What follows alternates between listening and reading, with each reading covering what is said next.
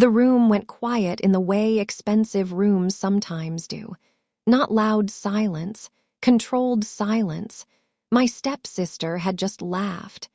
"Relax," she said, holding her glass like it was part of the decoration. "She's just a nurse." The words floated across the reception table as if they were harmless. People smiled politely. Someone even nodded. No one asked what kind of nurse. I kept standing beside the service door where I had been placed, close enough to refill water glasses, but far enough not to appear in the wedding photos. Across the room, the groom's father turned his head slowly. His eyes stopped on me, and the moment he recognized me, the silence in that room changed. Because the man who had just heard those words knew exactly who I was, and what records existed with my name on them. I have spent most of my adult life inside quiet rooms where people speak carefully. Hospitals teach you that, not the kind of silence people imagine from television dramas. Those places are loud, frantic, emotional. Real hospitals are different. The important moments usually happen in low voices, behind curtains, with monitors blinking steadily in the background. You learn to notice small things. A pause before someone answers a question, a change in breathing, the way a person looks at a chart before speaking. Observation becomes a habit that follows you home. My name rarely matters in those rooms. Patients remember the voice, the hands that adjust the blanket, the person who notices when something is wrong before anyone else does. Most days begin before sunrise. I arrive while the hospital corridors still smell faintly of disinfectant from the night shift cleaning crew. The fluorescent lights hum softly overhead. The building always feels half awake at that hour. The routine is simple. Charts, medication rounds. Quiet conversations with patients who cannot sleep. I have never considered the work dramatic. Important, yes, but not dramatic. Nursing is mostly patience. Systems, records, details that must remain correct even when everyone else is tired. That kind of work shapes the way you move through the world. You listen first. You speak carefully. And you rarely assume you understand the whole situation. My family has never quite understood that part of me. My father remarried when I was 17. His new wife arrived with a daughter who was 2 years younger than me. Her name was Leela. At first, everyone tried to describe us as sisters. It was a polite word, convenient. But relationships do not become real simply because adults decide they should. Leela grew up in a different world than I did. Her life was louder, social, carefully curated. She understood how rooms worked in a way that had nothing to do with observation. She knew how to be seen. Even as teenagers, she carried herself like someone who expected attention. Her friends arrived in groups, filling the house with noise and perfume and laughter that echoed down the hallway. I stayed mostly in my room during those years, studying. It was not resentment, just difference. Leela liked people watching her. I preferred watching quietly. Our conversations were always polite, but they rarely lasted long. We never fought. There were no dramatic arguments or sharp betrayals during those early years. Just distance, the kind of distance that becomes normal over time. After I left for nursing school, we saw each other only during family holidays. Leela's life continued moving toward the kind of future everyone seemed to expect for her. Events, travel photos, parties where everyone wore clothing that looked expensive even in casual pictures. My life moved in a different direction. Hospitals do not care about appearances. They care about competence. When you make a mistake in a hospital, the consequences appear immediately. A wrong number on a chart, a missed symptom, a delayed response. Those things matter more than how confident someone sounds. I built my career quietly. Years passed without much change outside the hospital walls. My father would occasionally mention Leela's latest achievements when we spoke on the phone. New job, new apartment, new group of friends. Eventually, he mentioned someone new in her life, a man named Daniel. The description was brief but familiar. Successful family, strong business background, respected parents. It sounded like the kind of story people like telling. When the wedding invitation arrived, it was thick enough to feel important before I even opened it. Cream-colored paper, embossed lettering. The kind of design meant to suggest permanence. I remember holding it in my kitchen for a long moment before reading it. Leela had written a short note inside. "I hope you can come." No exclamation point. No additional message. Just that one line. I did not hesitate long before replying yes, not because we were close, but because absence becomes a statement in families like ours. Attending was easier than explaining why I did not. The wedding took place in a large hotel outside the city. When I arrived that afternoon, the building looked exactly like the kind of place chosen for photographs. Tall glass windows, white floral arrangements, staff members moving quietly between tables. Everything had the careful calm of an expensive event where nothing was supposed to go wrong. Inside the reception hall, the seating chart stood near the entrance. I found my name near the bottom of one column, Table 14. It was positioned close to the service doors, not hidden exactly, but not central either. That placement did not surprise me. Families develop patterns over time, and roles settle into place without anyone needing to discuss them openly. Leela was surrounded by people who shared her world now, business owners, investors, friends who understood the quiet signals of wealth and status. Compared to them, I occupied a simpler category. When someone asked what I did for work, the conversation usually ended quickly. "Oh," they would say, "a nurse." The word always sounded smaller when they said it. Still, I took my seat without comment. From where I sat, I could see most of the room. The head table stood beneath a wide arrangement of white roses. Guests moved slowly between tables, greeting each other with practiced warmth. Everything looked perfect, orderly, controlled, and for a while I believed the evening would remain exactly like that, until the moment someone laughed and said the words that changed how the entire room felt. But that moment had not happened yet. At that point, the wedding was still just a celebration. And I was still only a quiet observer sitting near the service door. Weddings are carefully staged environments. Even before the ceremony begins, the room already carries a structure that most guests never notice. The tables are arranged to guide conversation. The lighting is soft enough to flatter everyone, but bright enough for photographs. Music fills the space just enough to smooth over awkward pauses. Everything is designed to make people feel comfortable. But comfort, like silence, has different layers. I arrived earlier than most guests. Hospitals train you to respect time in a way that social events rarely do. Being late in a hospital means someone else carries the responsibility you were supposed to take. Old habits stay with you. The reception hall was already open when I walked in. Staff members moved between tables, adjusting centerpieces and polishing glasses that were already clean. I checked the seating chart again, mostly to confirm that I had read it correctly earlier. Table 14. The name card placed on the table matched the chart. My seat faced slightly away from the center of the room. From there, I could see the stage, but I was positioned just outside the angle where most photographs would capture the guests. It was a small detail, but details accumulate.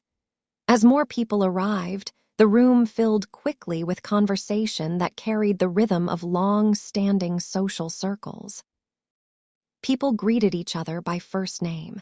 Several guests hugged warmly as if they had not seen each other in months. I noticed something else. Many of them were connected to Daniel's family rather than Leela's.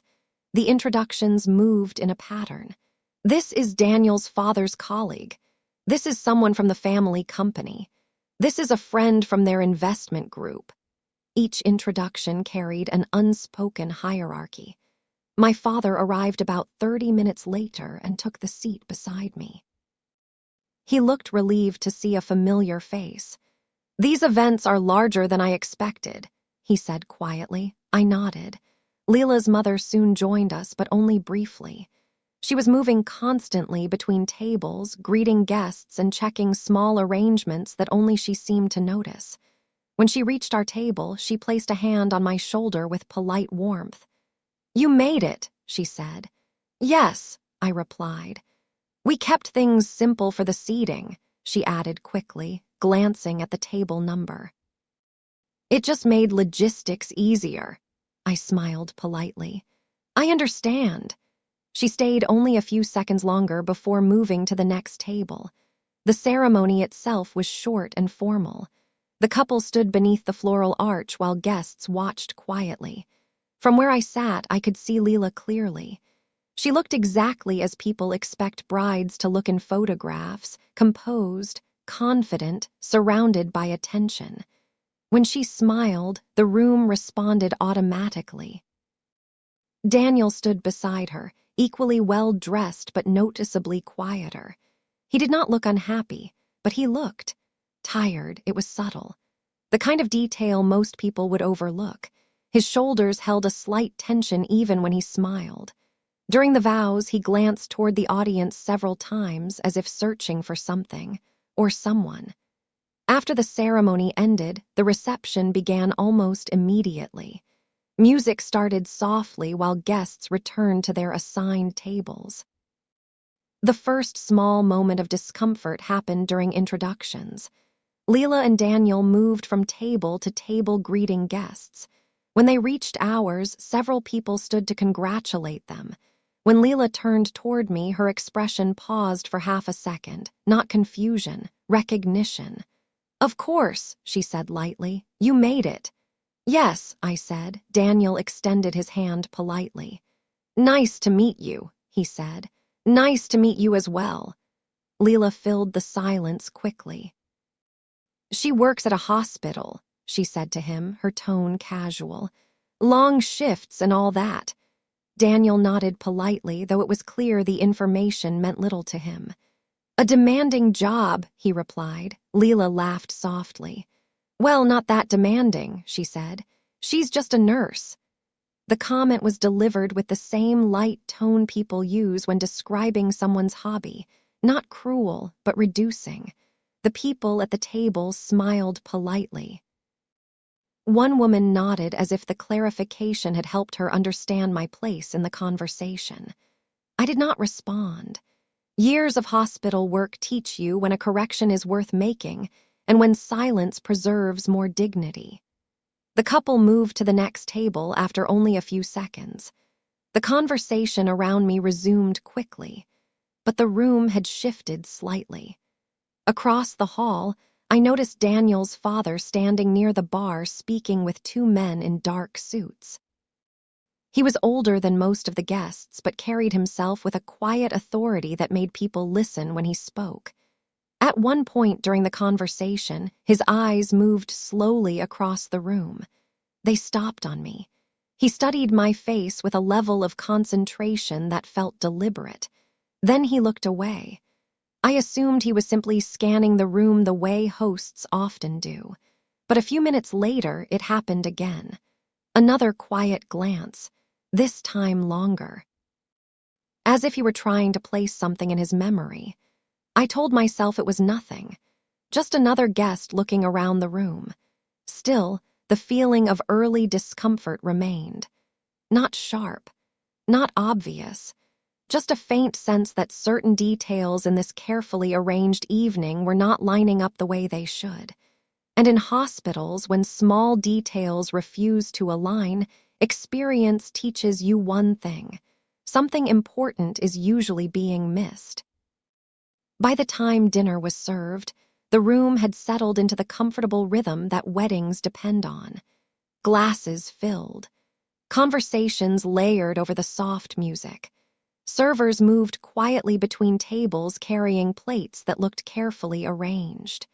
From a distance, everything appeared smooth.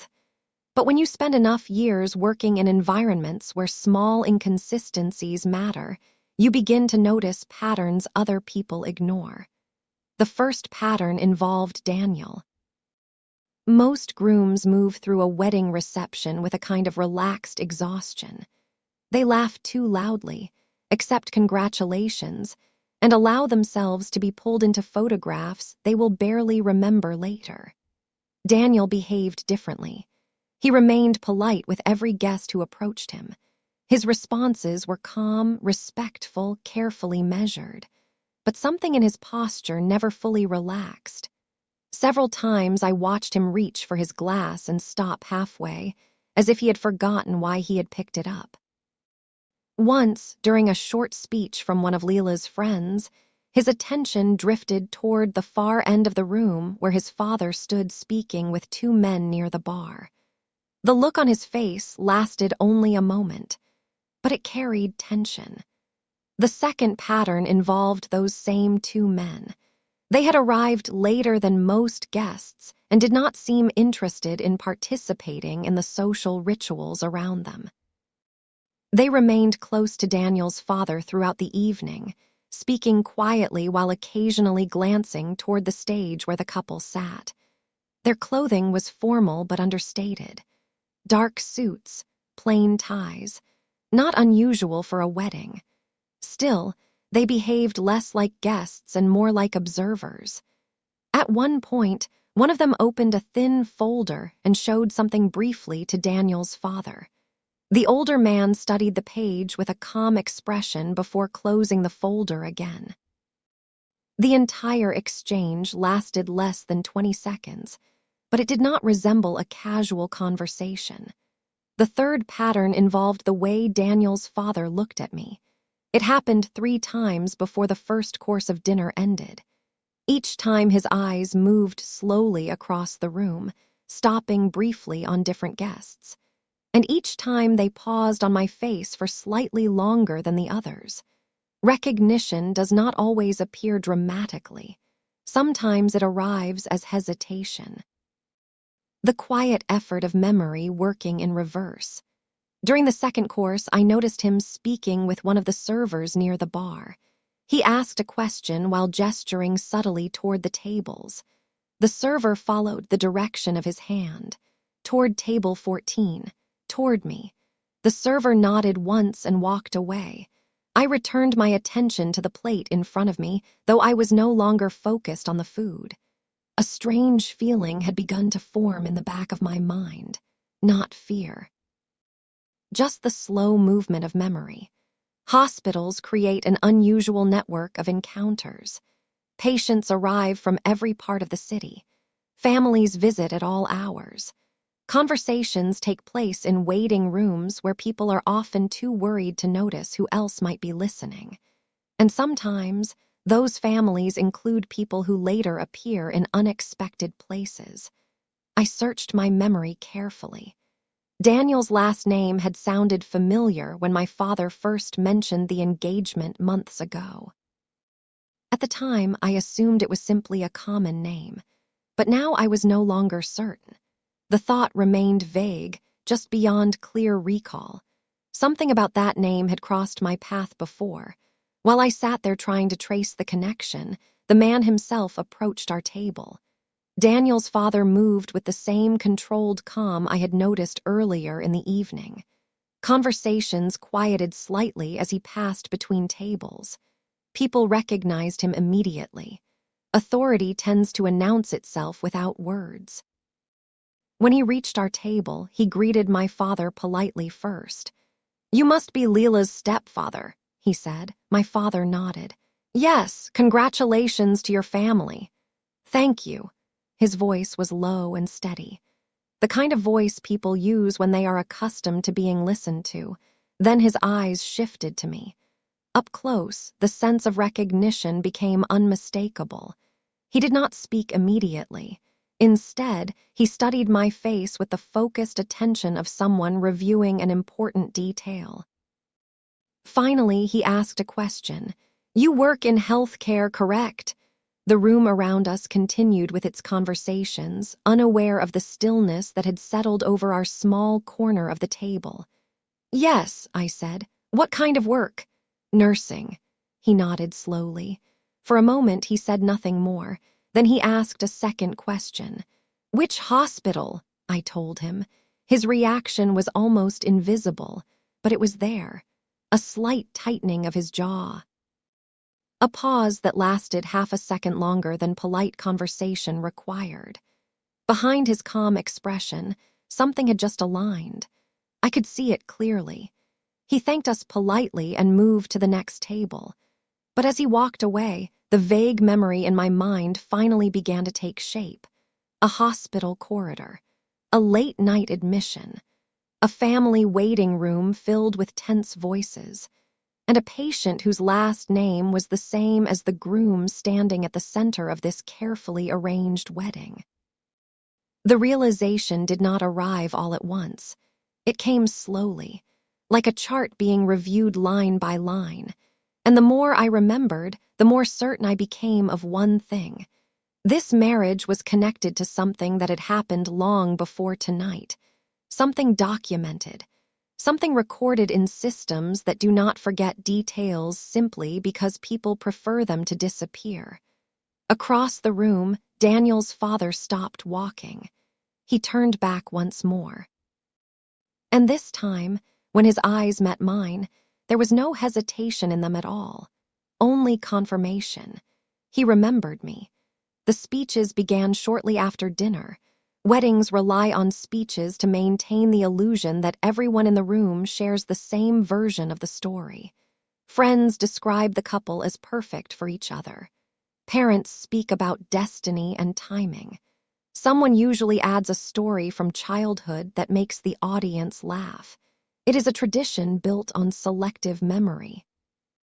I listened quietly from table 14 while the first few speakers stood near the stage. Leela's closest friend spoke first.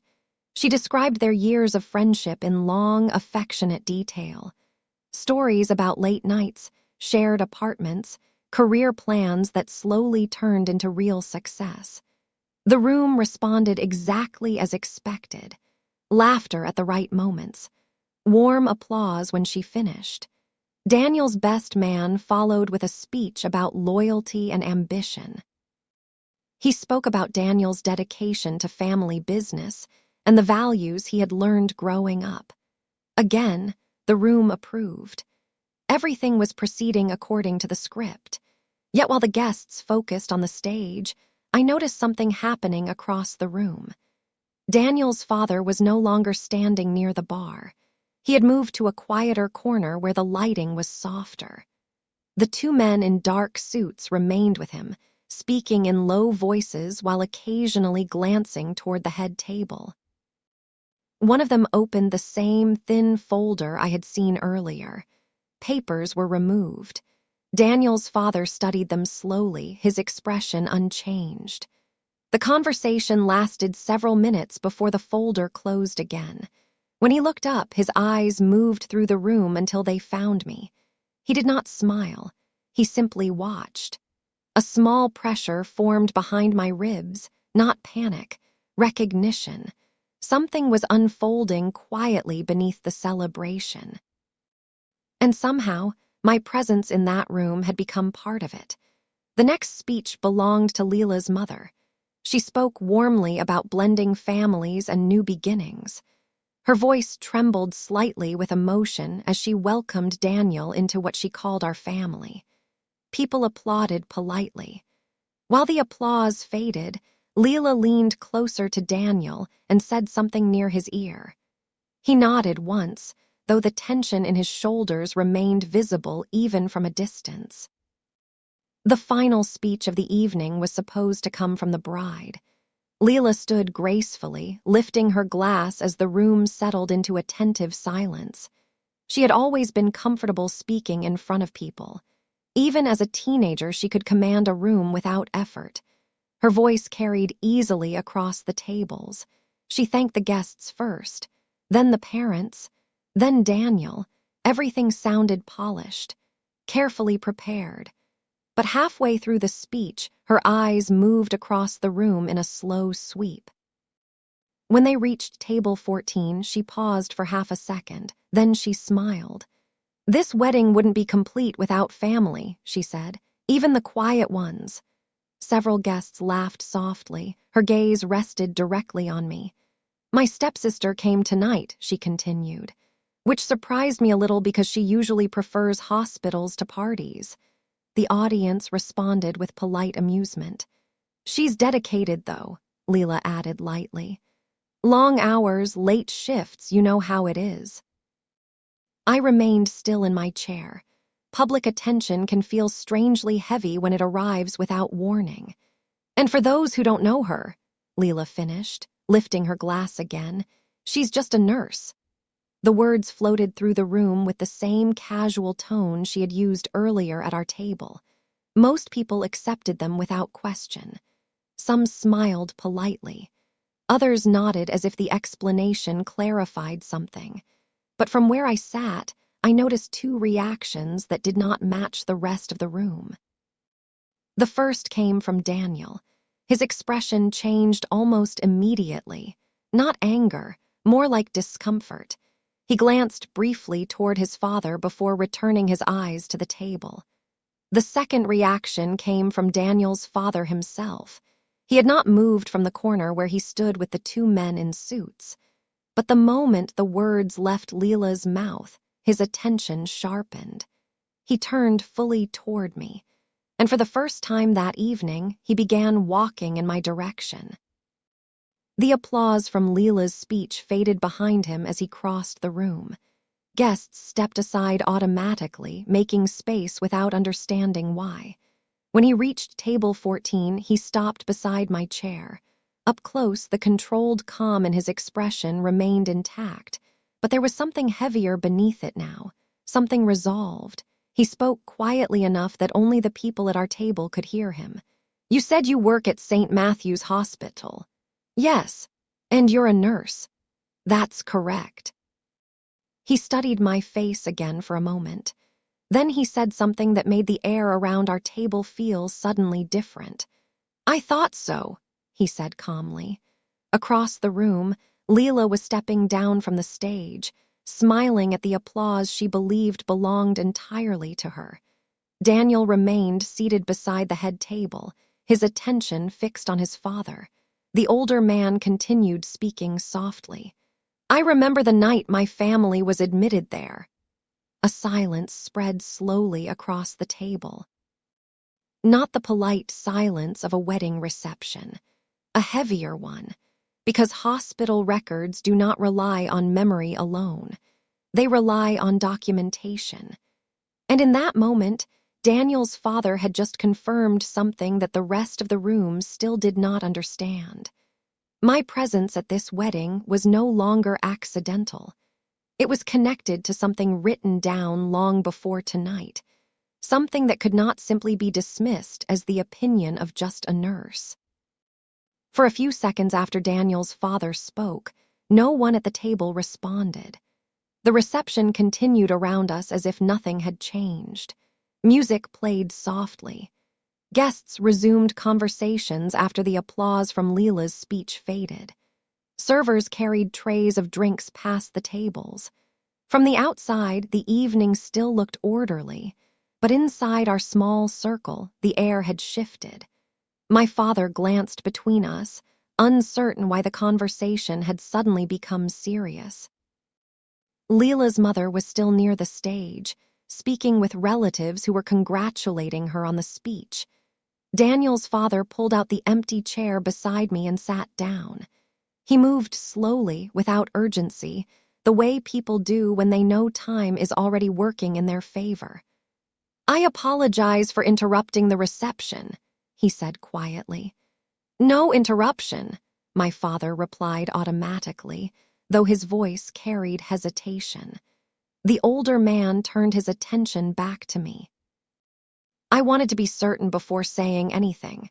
His tone was calm, almost clinical. "You were on duty the night my nephew was admitted to St. Matthew's." The memory settled fully into place. A winter evening nearly 11 months earlier. An emergency admission that had arrived close to midnight. The patient had been young, early 20s, brought in with complications that suggested an overdose. His condition had stabilized quickly, but the conversation in the waiting area afterward had been tense. Very tense. Family members had arrived in expensive coats and quiet arguments. I had not paid much attention to their identities at the time. Hospitals receive hundreds of families every month, but one detail had remained clear. Their last name. The same last name printed on the wedding invitations.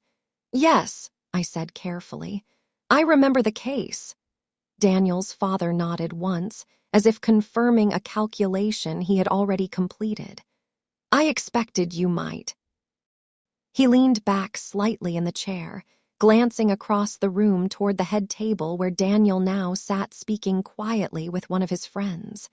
The groom's posture looked tighter than before. "When I first saw you tonight," the older man continued, "I wasn't certain why your face seemed familiar." His voice remained low enough that nearby tables could not overhear. "But when you mentioned the hospital, the connection became clearer." I kept my hands folded in my lap. Years of professional training have a way of guiding conversations even in unexpected places. "There are confidentiality rules," I said calmly. "Of course. I cannot discuss patient details." He nodded again. "I understand medical ethics." For a moment he seemed to consider his next words carefully. Then he spoke again. "You don't need to discuss anything," he said. "I already know what happened that night." The two men in dark suits had approached quietly during this exchange. They stopped several feet behind him, remaining respectfully distant but clearly attentive. My father noticed them for the first time and shifted uncomfortably in his chair. The older man continued speaking, still focused on me. "What matters is the timeline." The word landed with quiet weight. Timeline. It is one of the most important concepts in both medicine and law. Events do not exist alone. They exist in sequence. Symptoms appear. Records are written. Dates are documented. And once documented, they remain. Across the room, Leela had begun moving between tables again, greeting guests with confident ease. She had not yet noticed the conversation happening at table 14. Daniel, however, had. His eyes kept drifting toward his father. The older man noticed the glance and returned it briefly before continuing. "My nephew's admission occurred on February 12th, he said. I did not confirm or deny the date. It was already written in the hospital system. 2 weeks later, he continued, Daniel announced his engagement. My father frowned slightly, unsure where the conversation was leading. I remained silent, because I understood exactly where it was leading. The older man's voice became even quieter. The medical report from that evening established certain facts. He paused. Facts that made me uncomfortable at the time. The two men behind him shifted their weight subtly, listening. When Daniel insisted on moving forward with this marriage so quickly, the older man continued, I assumed he had his reasons. He glanced toward the head table again. But tonight I realized something. His eyes returned to mine. You were present when the original documentation was made. I said nothing, not because I was afraid to speak, but because the systems we rely on in hospitals already contain the answers people eventually search for. The older man seemed satisfied with my silence. He stood slowly from the chair. Thank you for confirming what I needed to remember, he said. I didn't confirm anything. No, he agreed calmly. You didn't. Across the room, Leela had finally noticed her future father-in-law standing at my table. Her smile faltered slightly. Daniel noticed, too. The older man buttoned his jacket with deliberate calm. Then he looked once more at the two men standing behind him. Please verify the hospital timeline, he said quietly. One of them nodded.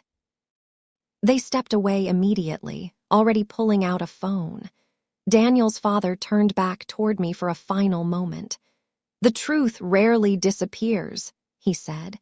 "It simply waits for someone to notice the records." Then he walked away. At the head table, Daniel stood up quickly as his father approached. Leela remained seated, watching them with growing confusion. From where I sat near the service door, I could see the first real crack forming in the perfect surface of the evening. Because celebrations depend on shared stories, but records depend on facts. And somewhere inside a hospital system, a date had already been written down that did not match the story this wedding was trying to tell. When Daniel's father left our table, the reception did not stop. Music continued. Servers carried trays of champagne through the aisles between tables. Guests laughed softly, leaning toward each other to continue conversations that had nothing to do with the quiet shift that had just taken place near the service doors. From the outside, nothing had changed, but the structure of the evening had begun to tilt. I watched Daniel as his father approached the head table. The groom stood almost immediately, not with the relaxed movement of someone greeting a parent, but with the quick tension of someone preparing for a conversation he already feared. Their exchange lasted only a few seconds. Daniel's father spoke first. Daniel answered quickly. Then the older man said something else, slower this time.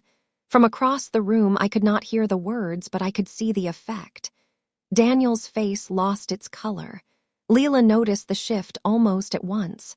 She leaned toward them, asking a question that neither man answered immediately. The older man placed a hand lightly on Daniel's shoulder. Not comfort, control. A quiet signal that the conversation was not finished. After a moment, Daniel nodded once and sat back down.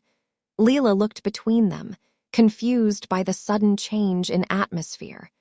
Meanwhile, the two men in dark suits had moved toward the far end of the reception hall near the windows. One of them was already speaking on the phone. The other held the thin folder again, flipping through several pages before stopping at a specific document. Their movements were calm but efficient. Not the behavior of guests, more like professionals who had been waiting for confirmation before proceeding. At table 14, my father leaned closer to me. "What was that about?" he asked quietly. I kept my voice low. "A hospital case from last year.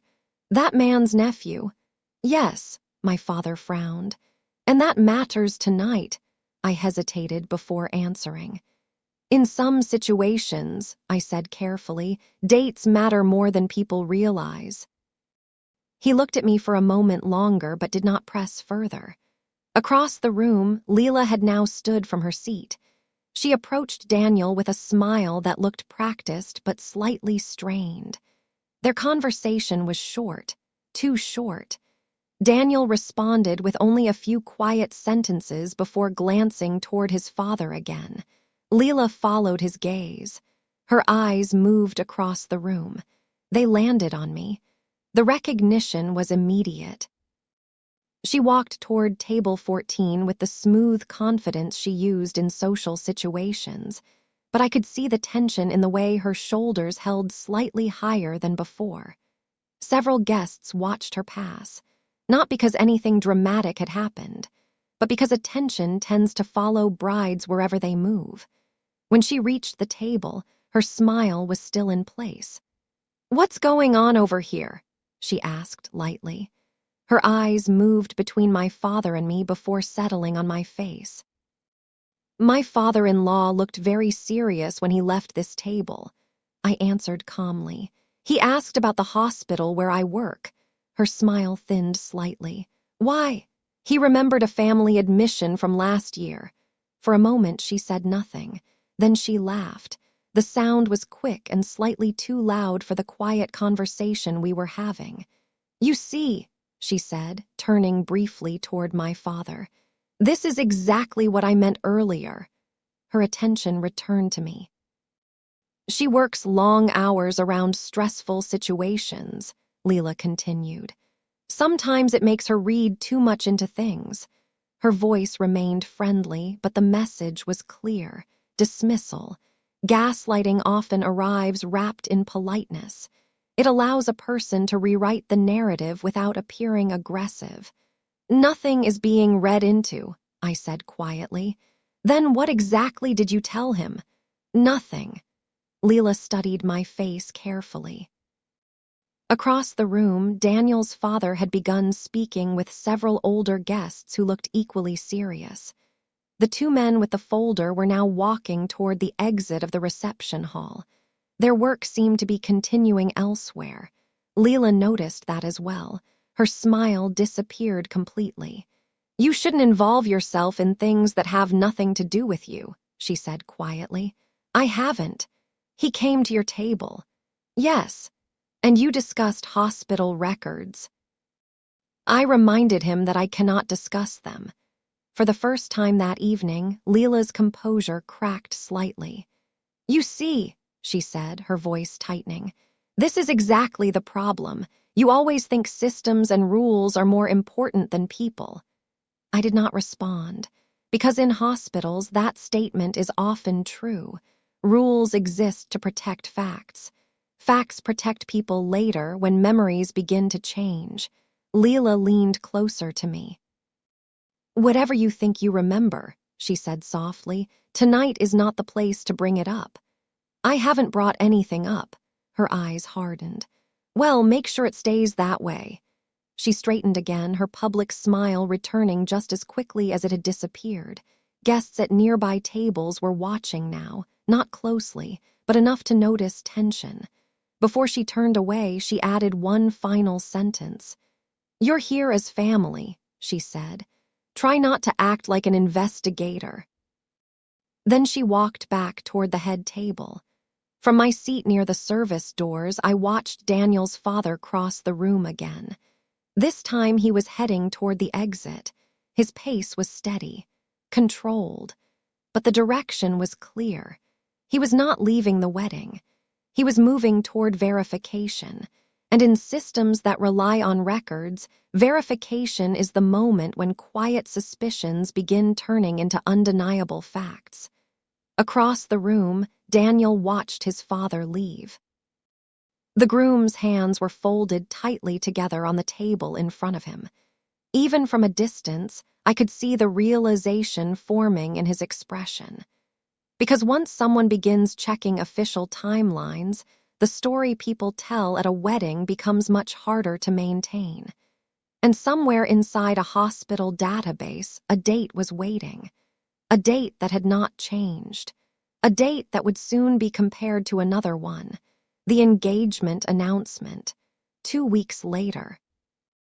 After Leela returned to the head table, the reception continued with a strange, fragile normalcy.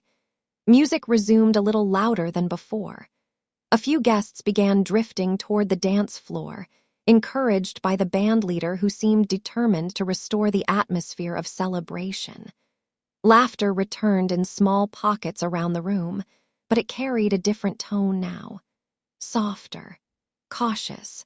It is difficult to celebrate freely when people sense that something unspoken is moving beneath the surface. From table 14, I watched the room slowly adjust. Daniel had not moved from his chair.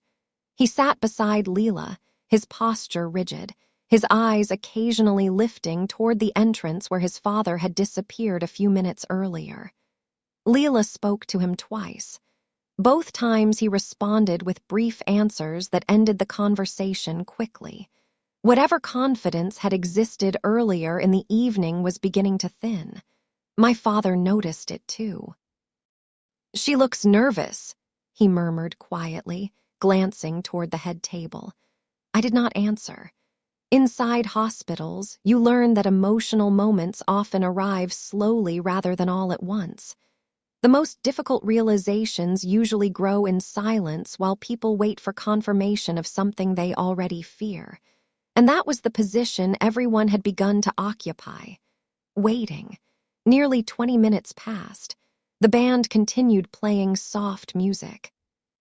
Several couples danced politely near the center of the floor. Guests refilled their drinks and spoke in lower voices than before, but attention kept drifting toward the entrance. Finally, the doors opened again. Daniel's father stepped back into the reception hall. The two men in dark suits followed him. They were no longer carrying the thin folder. Instead, one of them held a tablet device, the screen glowing faintly in the dim light. Daniel noticed them immediately. He stood from the head table so quickly that the chair legs scraped lightly against the floor. Leela looked up at him, startled. Daniel did not answer whatever question she asked. His eyes remained fixed on his father approaching across the room. The older man walked with the same measured calm as before, but there was a finality in his expression now. Verification had been completed. Guests began noticing the movement. Not everyone understood why the groom had suddenly stood up or why his father was crossing the room with such focused attention, but curiosity spreads quickly in crowded spaces. The music continued playing, but fewer people were listening. When Daniel's father reached the head table, he stopped a few feet away. For several seconds, neither man spoke. From my seat near the service doors, I could see both their faces clearly. Daniel looked exhausted. His father looked certain. The older man spoke first, quietly. I could not hear the words, but Daniel's reaction made the meaning unmistakable. His shoulders dropped slightly, the way people move when resistance becomes pointless. Leela stood up now as well. "What is happening?" she asked, her voice carrying farther across the room than she probably intended. Several nearby tables turned toward them. Daniel did not answer her immediately. Instead, he looked at his father. Then he glanced briefly across the room, toward table 14. Toward me, there was no accusation in his expression, only recognition. He understood now how the timeline had been confirmed. Leela followed his gaze. When her eyes found me again, something sharper appeared behind them. But this time she did not approach. Because by then, the conversation at the head table had already begun drawing attention. Daniel's father spoke again, slightly louder, still controlled, still calm, but clear enough for several nearby guests to hear. "The hospital records confirm the admission date," he said. A quiet ripple moved through the closest tables. Daniel closed his eyes briefly. Leela shook her head almost immediately. "That has nothing to do with tonight," she said quickly. Her voice was steady, but the tension in it was unmistakable. "It has everything to do with tonight," the older man replied. The room grew quieter. Guests were no longer pretending not to listen. Across the hall, the band members exchanged uncertain glances but continued playing softly. Daniel finally spoke. His voice was low. It was supposed to stay private. His father's expression did not change. "Private matters do not change documented timelines." Leela stepped closer to Daniel now. "You're not seriously discussing this here," she said sharply. But Daniel was no longer looking at her. He was looking at the tablet the man in the suit had handed his father. The screen contained information I did not need to see. I already knew what it would show. The hospital admission record, the date, the follow-up consultations that occurred afterward, records that existed independently of personal explanations, records that could be verified by anyone with proper authorization. Leela's voice rose slightly. "This is ridiculous," she said.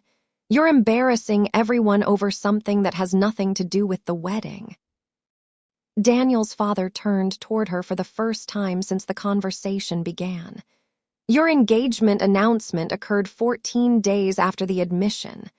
Leela did not answer immediately. Daniel finally spoke again.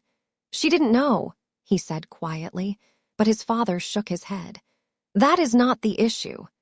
The room had fallen almost completely silent now. Even the music had stopped, because the problem with documented timelines is simple. They remove the possibility of pretending that events happened in a different order. Across the room, several guests had begun whispering to one another. Questions forming, connections being made. At table 14, my father looked at me with growing concern. "Did you know this would happen?" he asked softly. "No." And that was the truth. I had recognized the records, but I had not come to the wedding expecting them to matter. Across the room, Daniel lowered his head slightly. For a moment, he looked less like a groom and more like someone standing inside a conversation that had been postponed for too long. Leela spoke again, but this time her voice was quieter. "You're making assumptions," she said. Daniel's father placed the tablet down on the table in front of them. "No," he replied calmly. "I'm acknowledging the sequence of events. And sometimes that is all it takes for the truth to become impossible to avoid. Not accusations, not anger." After Daniel's father said those words, the room remained still. No one raised their voice. No one rushed forward to intervene. That is the strange thing about moments when quiet authority meets documented facts. They do not explode into chaos the way people expect. Instead, they spread slowly through a room, changing the way people sit, breathe, and look at one another. From my seat near the service door, I could see the ripple moving outward. The tables closest to the head table had already heard enough to understand that something serious was being discussed. Conversations stopped. Glasses remained untouched in people's hands. Further back in the room, guests sensed the tension even if they could not yet hear the details. Whispers began. Daniel stood motionless for several seconds after his father placed the tablet on the table. Leela remained beside him, her expression tight with disbelief. "You're doing this here," she said quietly, though the edge in her voice carried through the silence. "At the wedding." Daniel's father did not answer immediately. Instead, he turned the tablet slightly so Daniel could see the screen more clearly. "I asked for verification," he said calmly. Daniel looked down. His shoulders dropped a little further. Leela leaned closer to the screen, trying to read what was displayed there. Her reaction was immediate. "That proves nothing," she said. The older man's expression remained unchanged. "It confirms the admission date. That has nothing to do with me." "Perhaps," he replied evenly, "but it directly contradicts the explanation Daniel gave our family 2 weeks later." The words settled over the room like weight. For several seconds, no one spoke. Then Daniel finally lifted his head. His voice was quiet but steady. "I told you it was complicated." Daniel's father studied him carefully.